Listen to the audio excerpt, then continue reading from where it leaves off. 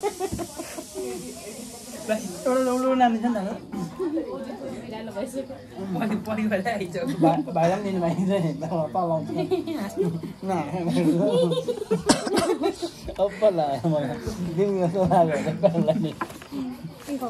तर भर्खर थाहा हुन्छ मलाई यो चाहिँ थाहा थियो अहिले भाइले उयो गर्नुपर्ने स्ट्यान्ड गर्नुपर्ने अनि यहाँ गर्छ भने पसिक थाहा छैन हामी त्यता बिचेर ए भाइ तिमी नगर छोड्छौ भनेर मलाई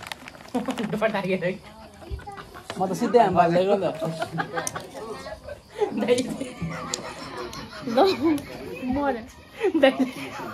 कुद भन्दै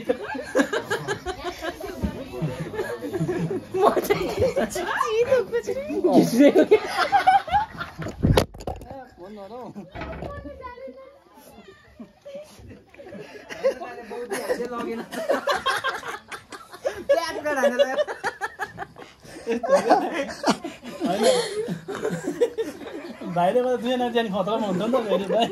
भुइँमा भन्दा बोधी हान्छ कि आकाशमा भाइ कुदाएर भनेको त्यो त नै सोचिरहेको आज आखिरी दिन त्यो दाइले भाइ जबसम्म भनेको कुदायो भनेको ल भने कि म चाहिँ खुट्टा चाहिँ घिसालेँ दादा दादा भाइ तिमी अस्ति आउँछ लास गर्छु गरेन भने घर जाने उडाउँदिन भन्दैछ म त आशै मरेको टेक्नु अरे भाइलाई नि खतरा भएको नि त फेरि नि त मेरो पावरै थिएन अनि क हान्दा हान्दा डर लाग्यो धन घरको छततिर म त दाइ लाउने बित्तिकै भाइलाई साह्रो होइन म त बाटोमा हेरेर कुन चाहिँको टाउकोमा लाग्छ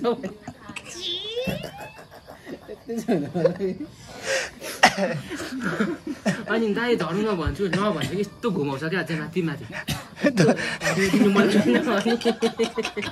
साह्रो भइसक्यो भाइ एकछिन न भन्छ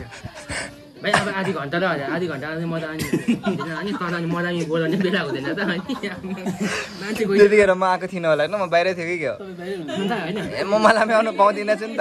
म बोमिट गरेको होइन दाइ चाहिँ झरौँ न भन्छु माथि माथि लान्छ कि यस्तो एउटा मेल एउटा फिमेल थियो फिमेल नभएर चाहिँ मेल हामी भाइ र म पऱ्यौँ क्या अब बोल्नु पनि अब स्पोन्सरमा आएको के को फिमेलमा पऱ्यो पैसा दिएर आएको बोल्नु कस्तो पैसा दिएर आएको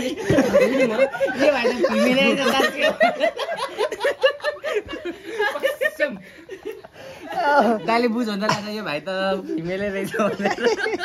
एकदम यहाँ हिसाबदेखि मैले यस्तो उठिरहेको थियो अनि भाइ प्याराग्लाइडिङको लास्ट डे भनेर सोचिरहेको छ नसकि कुद्ने थियो म चाहिँ खिच्छु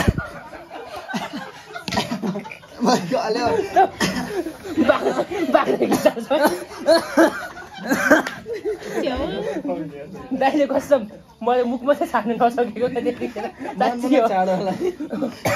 भने त धस्त दाइ कुदा भन्छ अब यहाँ डर लागिसक्यो उहाँ चाहिँ झन् हामी चाहिँ पसिनाम कि त्यो प्यारासुट त त्यहाँ पसिगएको क्या दाइले हजुर दाइले तानी निकाल्छ भाइ लास्टै अब चाहिँ कुदेन भने तिनीलाई म घर पठाउँछु भन्ने क्या अनि बिसुदाइ माथि उठिसक्यो म चाहिँ त्यहाँको दाइ हिँड्दै हान्दैछ म चाहिँ त्यहाँको त्यही अड्किरहेको थियो नि घिसेकै हो दामी सराब होला ओइ त्यही भएर स्पोन्सर नाग्रेछ यसपालि अनि मेरो यहाँ जुत्ता घिसेर अगाडि जाति आँटिसक्यो उडेको त नामै छैन बिसुदाइ माथि पुगिसक्यो होइन म पनि आशै मर्छु लास्टमा चाहिँ जेसुकै छ नि कुद्दै लडेको नि अनि त्यो यता बसिँदै झरेपछि दाइ चौमिन ठाउँ परेको दाइ नभनेको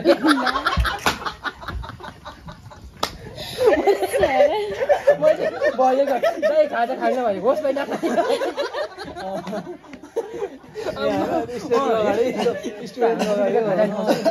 खाँदा खान्छ होस् भाइ नखाने भनेको सिधै भिडियो चाहिँ छ होइन भिडियो चाहिँ सेन्ड गरिदियो फोटो नि यस्तो होला फोटो पनि थाहा छ बोमिट गरेर जब जबरजस्ती हाँसी खिचेको भयो त को आउँदैछ यस्तो हाँस्नु पर्ने फोटो खिच्नु